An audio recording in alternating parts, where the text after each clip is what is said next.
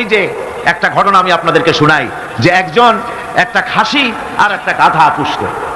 তারপরে লোকটি তার খাসিকে খুব যত্ন করত, গাধাকে যত্ন করত না।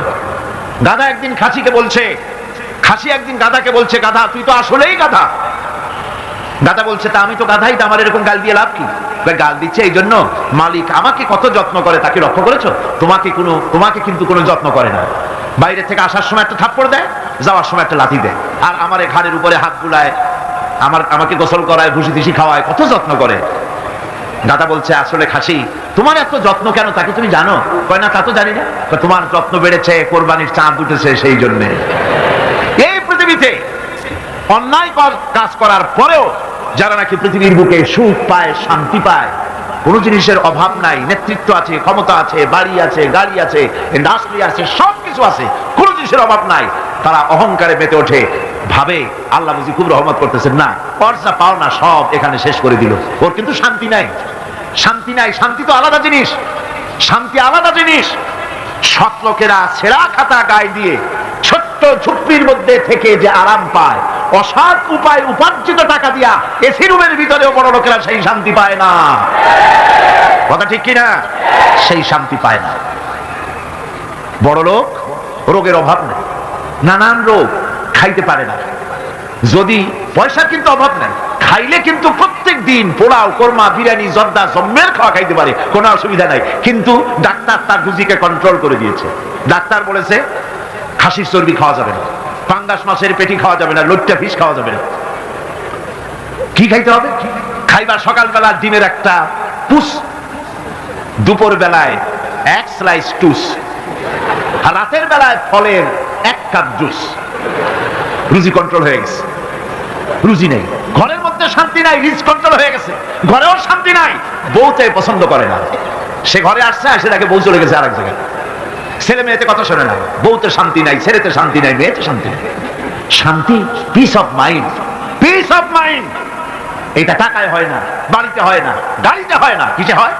আলা বিযিকরিল্লাহি তাতমাইন্নুল কুলুব। আল্লাহ রাব্বুল আলামিন বলেন, একমাত্র আমার স্মরণ, আমার জিকির, আমার স্মরণ মানুষের দিলকে, অন্তরাত্মাকে ঠান্ডা করে দিতে পারে।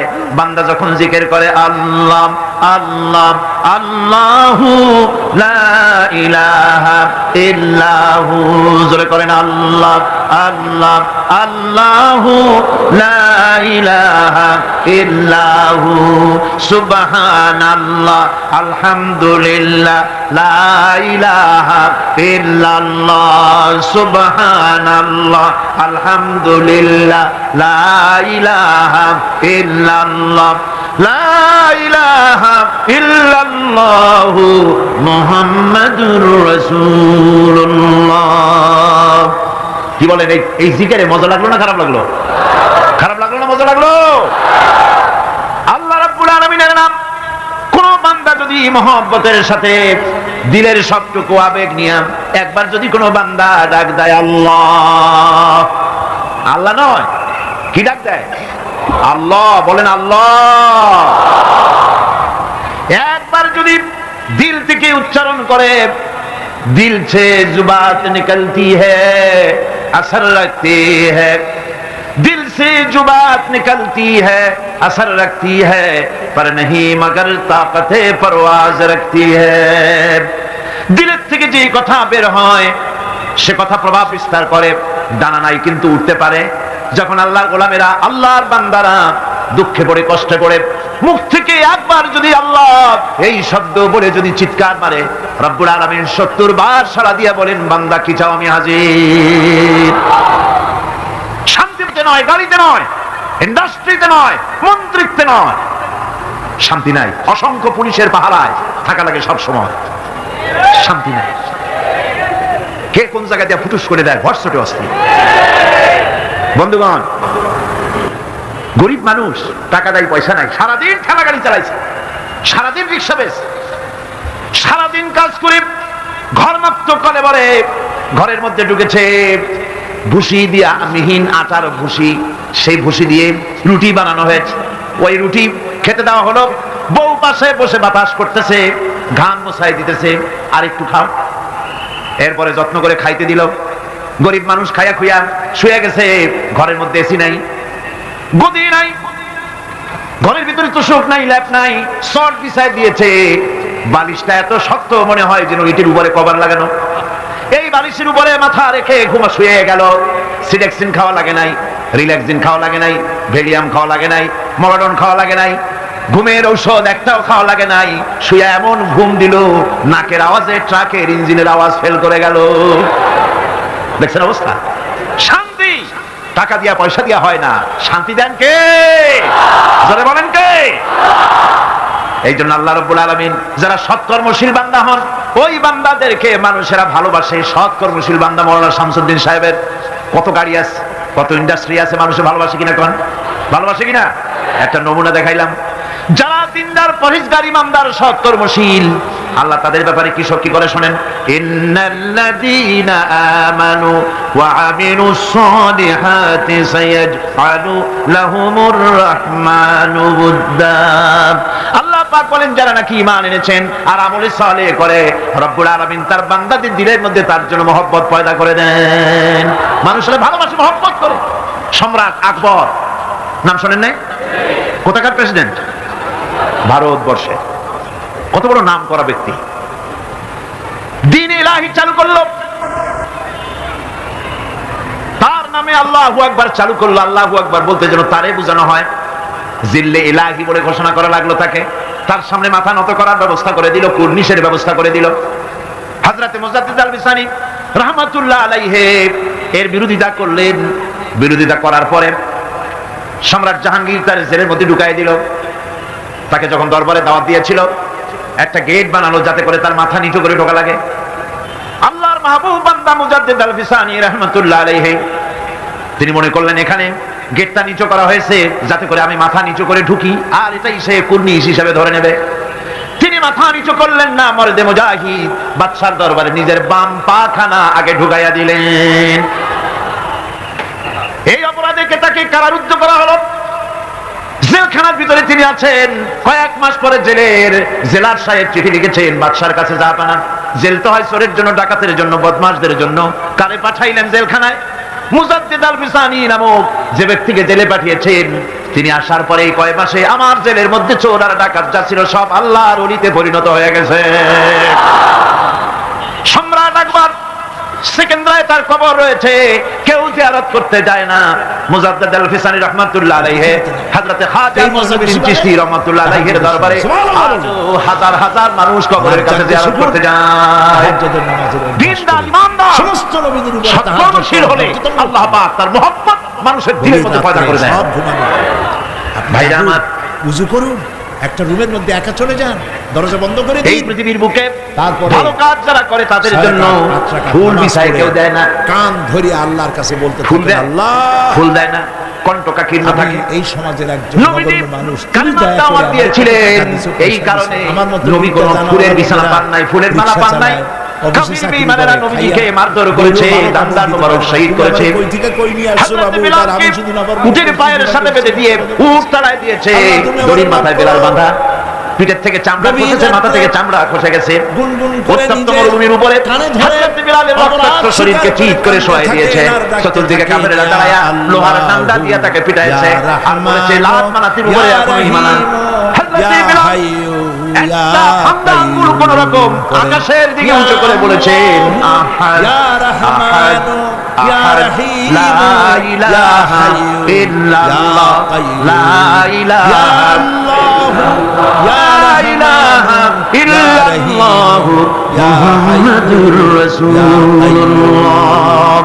কত চলে পুলিশ, নবীজি বলেছেন পুলিশকে যে দায়িত্ব, যে ক্ষমতা গুনাহ করেছিল সেই লজ্জা সরকারি আইনে পুলিশের যে দায়িত্ব আছে, যে পুলিশ যদি তার পাওয়ারকে নির্দ্বিধায় আসতে না আসতে আল্লাহ পাক তার যদি এই দায়িত্ব পালন করতে পারত, আমি বলতে চাই গোটা দেশ মা একটা সুন্দর দেশে পরিণত হয়ে যেত। হইতে পারবে, কিন্তু পুলিশ কি তার দায়িত্ব অবলীলাক্রমে পালন করতে পারে?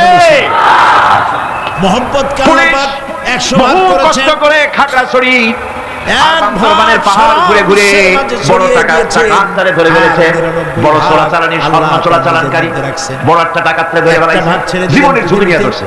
সেই ভাগের থেকে যেটুকুন মুরগি গেলি পেল, আসামি কয় যে আমার হাতে মুরগি হ্যান্ডকাপ তার পরাই দেন, আমি বাচ্চা আসি। ঠেকাবার জন্য এরকম করে চিলের সাথে লড়াই করে, জীবনের ঝুঁকি নিয়ে শিয়ালের সাথে তারপরে লড়াই করে। পুলিশ গ্রেফতার করে তাদেরকে, গরু, গ্রেফতার করলো। হাতির সাথে পরের লড়াই দিন করে। টেলিফোন আসলো, হ্যালো মানুষ তার সন্তানকে বাঁচাবার জন্য চট্টগ্রামের এসপি জীবনটাও বলে, দিয়ে দেয়।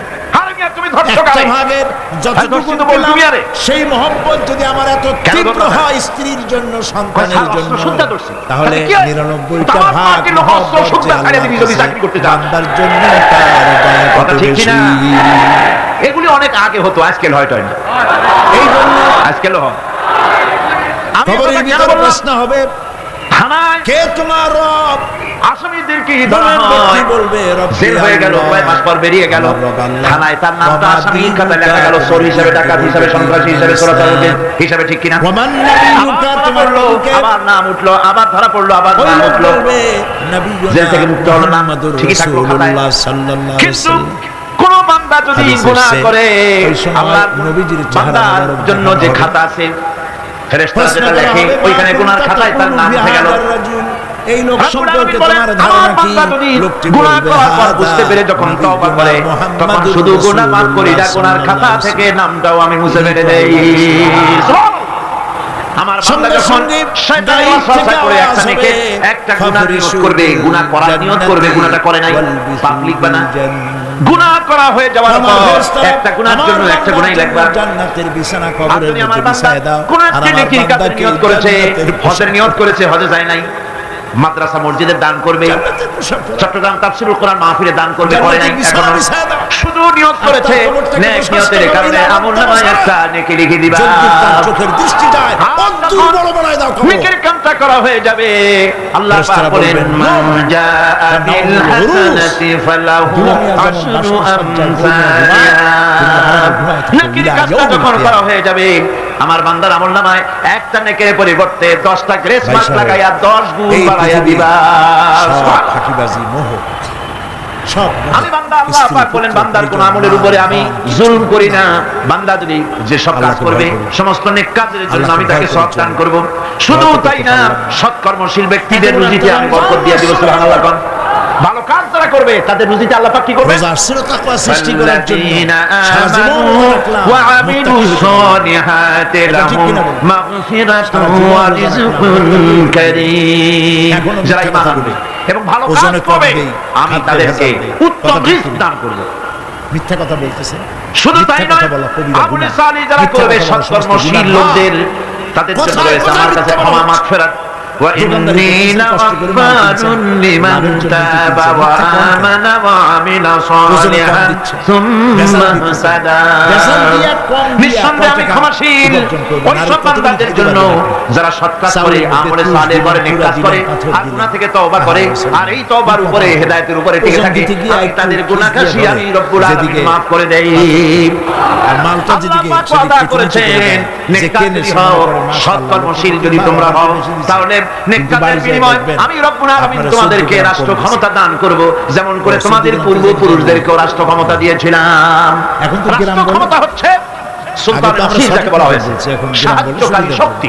রাসূল করিম সাল্লাল্লাহু আলাইহি সাল্লাম আল্লাহর কাছে সেখানে দোয়া করেছেন, এগুলো রব্বি কেমন বানায় আদখিলনি বলতেছি না, কত মুদখালা ঠিক। সিদকিন ওয়া আখরিজনি মুখরাজা সিদকিন ওয়াজআলনি কি না? মিন লাদুনকা সুলতানা জমিনের আইল ঠেলতেছে। নাসিরা। আয় আল্লাহ, আমাকে পরের জমিন সাহায্যকারী দখল শক্তি করতেছে। আমাকে বোনেরা তুমি দান করো। ঠকাইছেন, এই ভাইরা সাহায্যকারী ঠকাইছেন। শক্তি হচ্ছে রাষ্ট্র ক্ষমতা। কি ক্ষমতা? ভাইয়ের সম্পত্তি রাষ্ট্র ফেরত ক্ষমতা। দেন না। এখন রাষ্ট্র ক্ষমতা কি জন্য? এই যে দুরবস্থা রাষ্ট্র ক্ষমতা এই সৃষ্টি জন্য হলো, যে রাষ্ট্রীয় আমাদের পাওয়ার পরিবর্তন হলো। যদি আপনার হাতে না থাকে, মসজিদ বানাইছি তাহলে সব দালাল। ইসলামের সকল আইন পালন মসজিদগুলো করা সব সম্ভব বিল্ডিং নয়। নবী করিম সাল্লাল্লাহু ঠিক আলাইহি কিনা? ওয়াসাল্লাম বলেছেন, ঠিক কিনা? মাসজিদুল মুআমারাতুন সমাজে সুদ চালু আছে নাকি নাই? ওয়া মিনাল হুদা। জেনা চালু আছে নাকি নাই? মসজিদগুলি সব জুয়া দালাল চালু হয়ে আছে যাবে। নাকি নাই? আমার এগুলো ভাইরা, নবী সাল্লাল্লাহু আলাইহি ওয়াসাল্লাম ভবিষ্যৎবাণী। মসজিদগুলি কি হবে? আমার এই সব দেশে, বিল্ডিং হয়ে যাবে। এই উপমহাদেশে, পাকিস্তান, ইন্ডিয়া, বাংলাদেশ, এই দেশগুলির মতো এত মাহফিল কোথাও হয় না, পৃথিবীর কোথাও এত মাহফিল হয় না। এই মাহফিলের কারণেই এই দেশের মানুষগুলি কবি বলতেছেন, আল্লাহর মেহেরবানি মাথায় টুপি আছে, মুখে দাঁড়িয়ে আছে, অসংখ্য মসজিদ মাদ্রাসা হয়েছে। বড় বড় আলেম পীর বুজুর্গরা এই দেশে দ্বীনের দাওয়াত দিয়েছেন, সুদের বিরুদ্ধে কথা বলেছেন, ঘুষের বিরুদ্ধে কথা বলেছেন, কিন্তু আপনারা বলেন এই শত শত বছর পর্যন্ত ওয়াজ নসিহত করে পীর মুরিদি করে মন চাইছে তাফসীর করে সুদ বন্ধ হয়েছে নাকি? বুঝেন না কথা? সুদ বন্ধ হয়েছে, ঘুষ বন্ধ হয়েছে, জেনা বন্ধ হয়েছে, বেশ্যালয় বন্ধ হয়েছে, থেকে সে বাঁচতে কিয়ামত পর্যন্ত এই পদ্ধতিতে হবে না। এই জন্য বিশ্ব কথা বুঝে আসছে? কবি আল্লাহ বলেন, ওয়াজ করে মসজিদ তাফসীর করে যদি সুদ আর ঘুষ বন্ধ হয়ে যেত, তাহলে রাসূলুল্লাহর চাইতে বড় ওয়াজ আল্লাহর দুনিয়ায় আর নাই। তিনি ওয়াজ করে বন্ধ করে দিতেন, কিন্তু তা হয় না। ঘরের ভিতরে 360টা মূর্তি ছিল, 13টি বছর ধরে নবুয়তের মক্কি জিন্দেগিতে আল্লাহর নবী একটা মূর্তিকেও আল্লাহর ঘর থেকে সরাই দিতে পারেন নাই, কথা ঠিক কিনা? কিন্তু যখন মদিনা মুনাওয়ারায় গেলেন, ইসলামী রাষ্ট্র হাতে পেলেন, এবার নবীজি ইসলামী রাষ্ট্রের প্রধান, এখন তিনি প্রেসিডেন্ট। ধীরে ধীরে সাহাবায়ে কেরাম আমলে সালেহ করেছেন, ঈমান এনেছেন, আমলে সালেহ করেছেন, বদৌলতে আল্লাহ ক্ষমতা দিয়েছেন, এবার রাষ্ট্র ক্ষমতা হাতে। রাসূলুল্লাহ মক্কা দখল করলেন, কাবার ঘরের মধ্যে প্রবেশ করলেন, হাতে একটা লাঠি ছিল, মূর্তিগুলোর মাথায় আঘাত করলেন, বললেন জাআল হক ওয়া যাহাকাল বাতিল ইন্নাল বাতিলা কানা যাহুকা। সত্য সংগঠিত, মিথ্যা অপসৃত, সমস্ত মূর্তিগুলি ঘর থেকে বের করে দিলেন। আর কারো ক্ষমতা নাই এই মূর্তি টিকাবার জন্য আগায় আসে, সিনা পাইতে মূর্তি ভাঙেন কেন? আছে কেউ? আছে কেউ? শুধু তাই না, যদি ভালো না হয় সুন্দর জামা চুরি করে কোনো লাভ হবে না। চাবি যার কাছে থাকে সে লোকের 1000 টাকা লাগে নাই। আর মাথায় এর আগে রাসূলুল্লাহ ঘরের মধ্যে ঢুকতে চাইছিলেন, ঢুকতে দেওয়া হয়নি, আরো গালাগালি দেওয়া হয়েছিল। আর আজকে চাবিওয়ালা দৌড়ে আসছে, হুজুর ঘরে ঢুকবেন না, এই নেন চাবি। মিথ্যা ছাড়তে হবে, ওয়াদা করতে পারবেন যে মিথ্যা বলবো না। ঘরের মধ্যে ঢুকলেন, মূর্তিগুলো ফালাই দিয়া আল্লাহর ঘরের বাইরে এসে চাবি রক্ষককে ডেকে বললেন, এই চাবি তোমার কাছে থাকবে, কোন জালেম ছাড়া তোমার কাছ থেকে এই চাবি কেউ নেবে না। রাহমাতুল লিল আলামিন, কি ব্যবহারটা! এই চাবি তোমার কাছেই থাকবে। লোকটি স্পষ্টই বুঝতে পারলো তিনি কোন সাধারণ মানুষ নন, সাধারণ কোন দেশ দখলকারী বাদশা নন, নিঃসন্দেহে তিনি আল্লাহর নবী।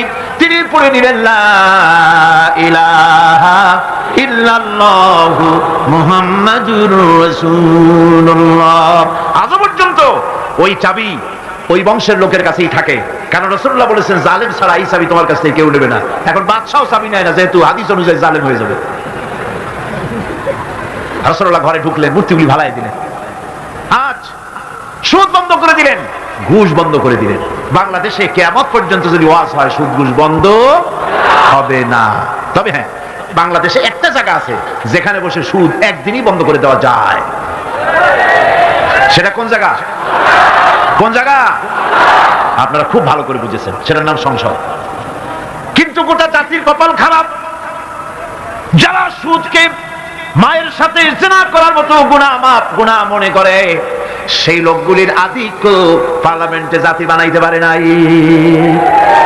যদি তা হতো, বাজেট বক্তৃতার ভেতরে আমি বলেছিলাম, স্পিকার সাহেব, এই বাজেট যারা তৈরি করেছে সরকার এবং এই বাজেট প্রস্তুতকারী, কিয়ামতের দিন অবশ্যই আল্লাহর দরবারে আসামি হবেন, কারণ পুরা বাজেট সুদ ভিত্তিক।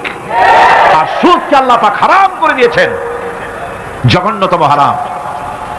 সুদের মধ্যে 70টি গুনাহ, তার 70 গুনাহ হলো নিজের মাকে নিকাহ করা। নাউযুবিল্লাহি মিন যালিক। ভাগ্য আমরা বদলাতে চাই, ঠিক কিনা? কিন্তু বিশ্বাস করুন, আল্লাহ রাব্বুল আলামিনের কোরআন আমার হাতে, বিশ্বাস করুন, এ ভাগ্য সমাজতন্ত্র বদলাইতে পারে নাই, পুঁজিবাদ বদলাইতে পারে নাই, ধর্ম নিরপেক্ষ মতবাদ বদলাতে পারবে না, কখনোই পারবে না। জাতির ভাগ্য বদলাবে শুধু কোরআনের আইন। কিসের আইনে বদলাবে? এই কোরআন ছাড়া ভাগ্য বদলাবার আর কোন পথ। কোরআনের দিকে গিয়ে আসুন। শুধু তাফসীর শোনার জন্য পাগল হলে হবে না, আমল করতে হবে।